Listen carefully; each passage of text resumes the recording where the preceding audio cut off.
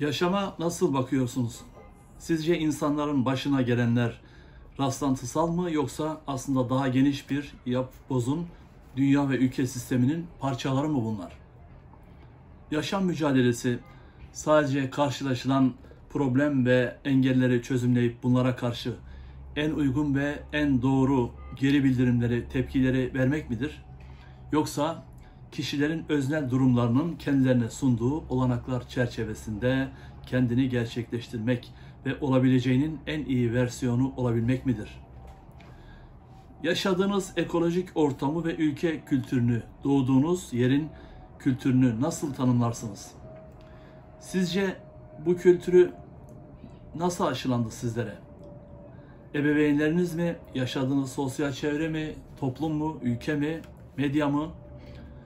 Düşünün, modern dünyadaki psikolojik danışmanın kökenleri binlerce yıl önce Mısır'da din adamlarının insanları iyileştirmekle kullandıkları büyülü sözlere ve anlatılan efsanelere kadar gitmektedir.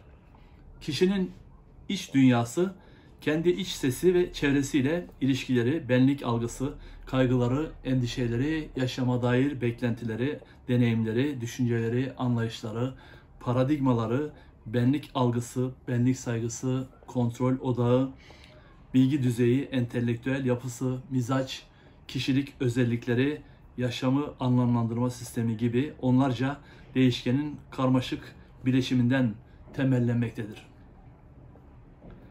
Psikolojik danışma ve terapi, psikiyatri, ruh sağlığı, psikoloji ve sosyal hizmet gibi ruh sağlığı disiplinlerinin insan gelişim ilke ve prensiplerinin doğasına dair kuramsal bilgilerin bilişsel, duyuşsal, davranışsal ve etkileşimsel müdahale stratejileri aracılığıyla bireyin iyi oluşu, iyilik hali, kişisel ve mesleki gelişimi ile patoloji konularını kapsayan çok geniş bir uygulama alanını içermektedir. Ruh sağlığı danışmanlığı, evlilik ve aile danışmanlığı, madde bağımlılığı, rehabilitasyonu, danışmanlığı, okul danışmanlığı gibi birçok uzmanlık alanı bu kapsamda değerlendirilmektedir. Her uzmanlık alanı da kendine özgü terapötik beceri ve teknikleri gerektirmektedir. Farklı yöntemleri, teknikleri bulunmaktadır. Mesleki ilişki, iletişim, kavramsallaştırma, tanı ve müdahale becerileri, yetkinlik, teşhis, terapi, takip süreçlerini de bütün bunlar içermektedir. Pek çok insan yaşamın beraberinde getirdiği zorlu stresler, engel ve zorluklar, hastalıklar, ölümler gibi acı, değişiklik ve gelişmelere kendi çabası, arkadaşları, ailesi, maneviyatı, dini inançları, kendine telkin gibi yollarla bir şekilde uyum sağlayıp denge kurarak yaşamını devam ettirebilmektedir. Ancak bazen yaşam öyle bir noktaya varabilir ki profesyonel ve yetkin bir danışman ve yol göstericinin bu zorluklarla baş etme ve yaşama yeniden uyum sağlayabilme konusunda insana rehberlik etmesi gerekebilir. Özellikle modern dünyanın kentleşen ortamlarında, kentlerin çıkmaz sokaklarında insanların yalnızlığı, çaresizliği, yabancılaşması gibi faktörler had safhaya çıkabilmektedir. Bu yönleriyle psikolojik danışma bir nevi değişim, sağlıklı dönüşüm, önleyici müdahale, yaşamın kolaylaştırılması, zenginleştirilmesi, çoğaltılması, yeniden uyum sağlama, toparlanma aracı olarak da görülebilmektedir. Sebep ne olursa olsun yaşam bireyler için bazen o kadar yıkıcı ve katlanması güç bir hal alabilir ki aşırı stres, tükenmişlik, mutsuzluk, anlamsızlık gibi yoğun duygular yaşamın normal akışında devam etmesini olanaksız kılabilir. Bu noktada bir psiko eğitim ve bilişi, düşünceleri yeniden yapılandırma süreci olarak psikolojik danışma ya da terapi ya da iyileştirme, ruhsal iyileşme, kendi kendine yardım etmeyi öğrenme, kendi potansiyellerini, gizli güçlerini aktive etme, değişen yaşam koşullarına, kayıplara uyum sağlamaya ilişkin yardımları içermektedir. Yaşamı zenginleştirici psikolojik danışma türünde danışanın yaşantısı, varoluşu, hayatın içindeki fırsat ve olanaklar, bilgi, donanım, yüksek entelektüel kavrayış, derinlikli düşünceler, bilgelik gibi daha yüksek platolara çıkmak ve yaşam kalitesini artırma anlayışları vardır. Hayatımızda karşımıza çıkan sorunları çözerken güçlükleri, verecek kararları, doğacak sonuçları dikkatlice irdelemeliyiz. Yaşamı çok boyutlu bir gestalt, bir bütün olarak algıladığımızda sonuçları tanımlama, olası seçenekleri öngörme, kontrol etme, denetimi alma, değerlendirme yollarını seçebiliriz. Danışanların kaygıları çoğu zaman yersiz, çarpıtılmış düşüncelerden kaynaklanır ve işlevsiz davranış gelişimi problemlerin belli ölçülerde çözümünü ve baş etme yetisini güçlendirilmesini destekler. İnsan içinde bulunduğu çevre içerisinde var olur ve davranış geliştirir. Aile, akraba, etnik köken, yaşadığı coğrafya, eğitimi, kariyer geçmişi, yetenekleri, mesleki ve entelektüel gelişimi, duygusal gelişimi, kültürel bağlam ve ekolojik sistem içerisinde ancak bütün bunlar doğru biçimde yorumlanabilir. Psikolojik danışma ya da terapi kuramları doğrudan gözlemlenemeyen soyut kavramsallaştırma ve açıklamalardan çoğu zaman oluşmaktadır. Psikolojik danışmanlar ve terapistler insanların öğrenme, değişme, gelişmelerini açıklamakta, rehberlik etmekte, insandaki açmazları, çıkmazları ve yaşam karşısındaki yetersizlikleri, öznel iyileşme, toparlanma ve yeniden uyum sağlayabilme olanaklarını araştıran iç sürücüler, kainler gibidir terapistler.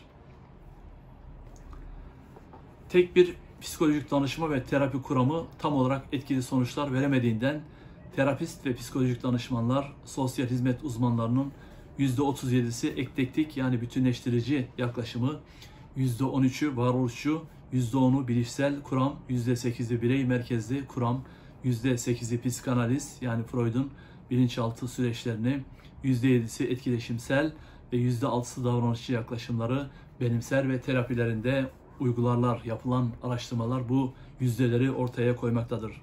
Psikolojik danışman ve terapist danışanların duygu, düşünce ve davranışlarına hitap edebilmeyi gerektirir. Danışanın davranış ve tutumları, duygu, düşünce repertuarı, kapasiteleri ve yaşamı anlamlandırma sistemleriyle ilgilenirler. Örneğin varoluşçuluk, yaşamın anlamının içinde bulunan çevreyle ya da mevcut koşullarla ilgisinden ziyade insanın içinde olduğu ve insanların duygu, düşünce dünyalarına verdikleri tepkilerden kendi tercihlerinin sonucu olarak kendi varoluşunu, sorumluluğunu, görevlerini ortaya koymakta, buna vurgu yapmakta ve bireylerin yaşamla mücadelesinde ona karşı etkili mücadele anlayışını, baş etmeyi ön plana çıkartan, sorumluluğa, görevlere vurgu yapan bir terapi yaklaşımıdır varoluşçuluk. Toplumun etkisi ve kişiler arası ilişkilerde kültürün üstlendiği karmaşık rol gittikçe daha iyi anlaşılmakta. Henüz biz doğmadan önce düşüncelerimize yön veren, kararlarımızı biçimlendiren anlamlandırma sistemimiz ve yaşama yön veren düşünce ve eylemlerimize dair kalıplar, arketiplerin oluşturduğu ve insanlık ailesinin yaşam oyununun kurallarını öğreten, herkesten devraldığımız kültür, bütün bu ruhsal süreçlerde çok etkili bir rol oynamaktadır. Yaşam kültürü dediğimiz karmaşık olgu sadece ırk, etnik köken, dil, din gibi etnografik değişkenlerden değil, yaş, cinsiyet, coğrafya, insan ilişkileri, otorite, iktidar yapıları, iktidar ilişkileri, yaşadığımız yer, sosyal çevre, statü, roller, sosyal, eğitsel ve ekonomik olgular gibi çok karmaşık değişkenlerden, etkileşimlerden ortaya çıkan bir yapıdır. Başarılı bir psikolojik danışma sürecinde danışanlar sorunlarını farklı bir bakış açısıyla görmeye başlar. Daha iyi analiz ederek içgörü kazanır, yaşamı üzerindeki kontrolü artar. Eski süregelen sorunlarıyla ilgili farklı ve yeni bakış açıları kazanır. Diğer insanların da iletişim ihtiyaçlarını göz önüne alan davranış kalıpları geliştirir. Daha etkili iletişim kurmayı, işlevsel geri bildirimler üretmeyi, sağlıklı tutumlar geliştirmeyi ve uygulamayı deneyimler.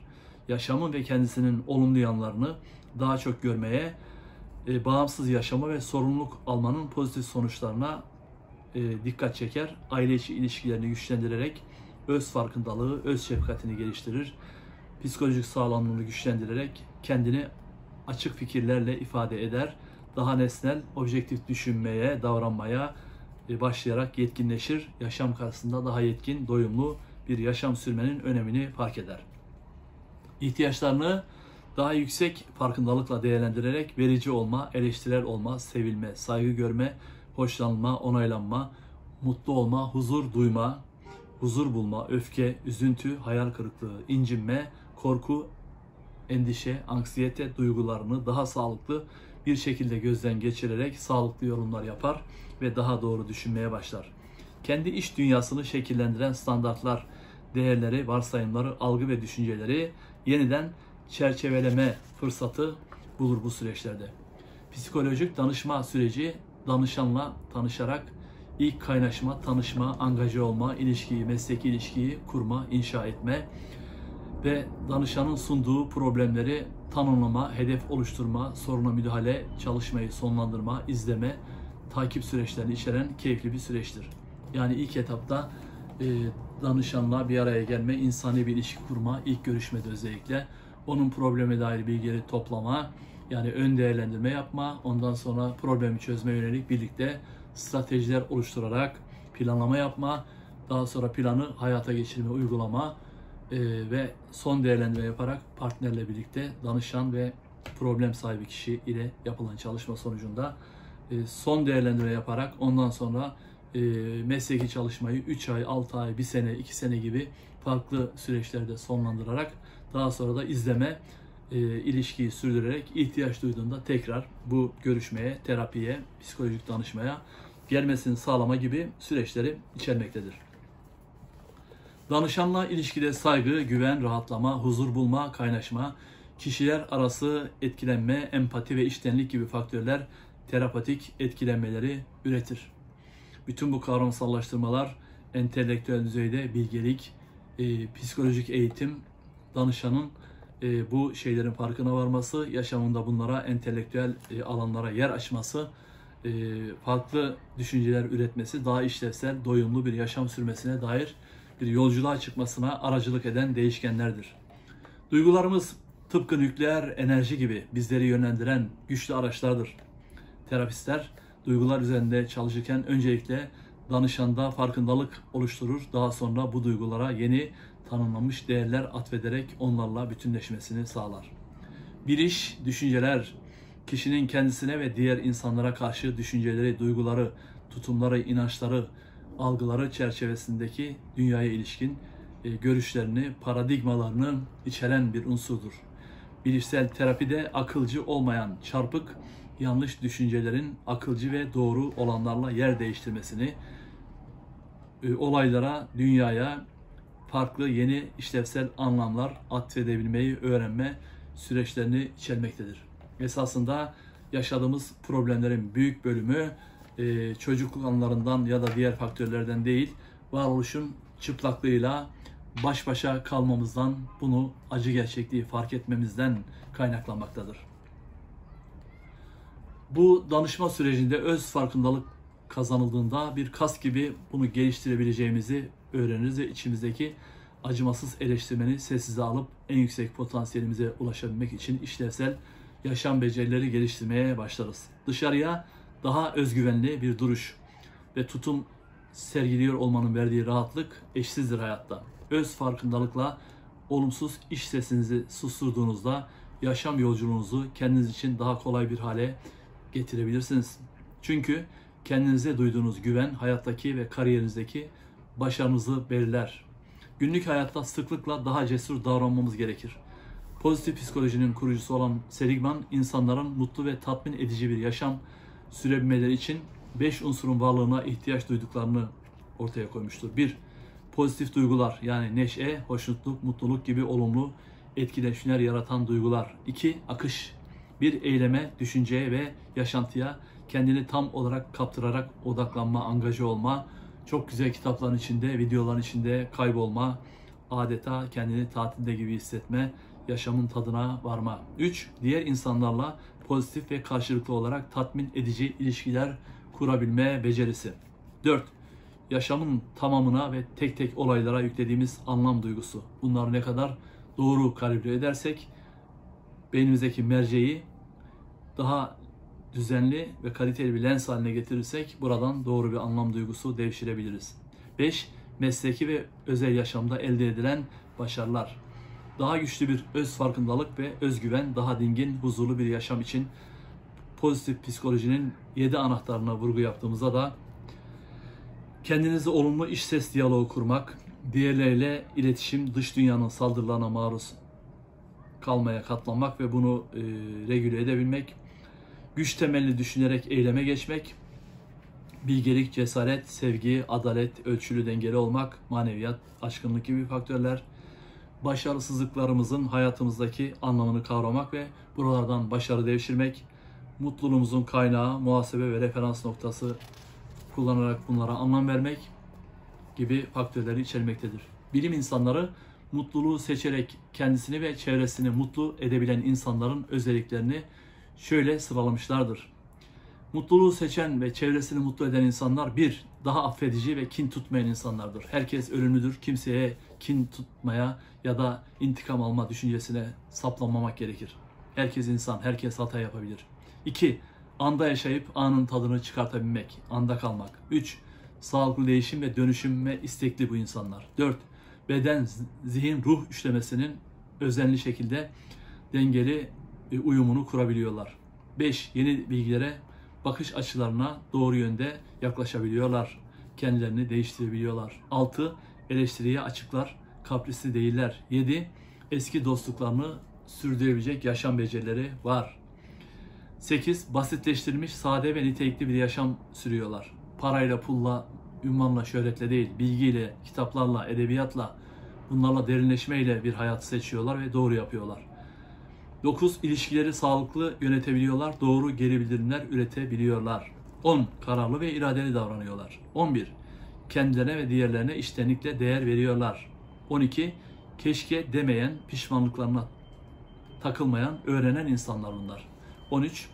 Küsmeyen, mücadeleci, uyumlu ve barışçıl insanlar. Kimler bunlar? Mutluluğu seçen ve çevresini mutlu edebilen insanların özellikleri. 14. Takdir etme duyguları var, barışçıl ve iyiliksever insanlar. 15. Küçük şeylerle mutlu olmayı öğrenmiş insanlar. 16. Maneviyatı, tevekkülü öğrenmiş, sabırlı insanlar. 17. Neyin mutluluk, neyin acı vereceğini sezgileriyle fark edebilen, deneyimlerinden ders çıkartabilen insanlar. 18. Olumlu, pozitif düşünebilen insanlar. 19. Öğrenmeye gerçek anlamda açık ve geleceğe bu deneyimlerle inşa edebilen, akılcı düşünebilen insanlar bunlar. 20. Paylaşımcı. 21. Şükran duyabilen, takdir edebilen. 22. İyiliksever, yardımsever ve yaşam felsefesi olan insanlar. Kendileri mutlu olan ve çevresini mutlu eden insanlar. 23. Yaşamda pusulası olan, pusulayı bulmuş insanlar. 24. Yaşama amacına gerçek bir misyon ve vizyon yükleyen, güncelleme yapabilen insanlar. Bu videomuzda daha çok psikolojik danışma, psiko eğitim ve kendisini, çevresini mutlu eden insanların özelliklerini gözden geçirdik sevgili arkadaşlar. Hepinize sevgi ve selamlarımı yolluyorum.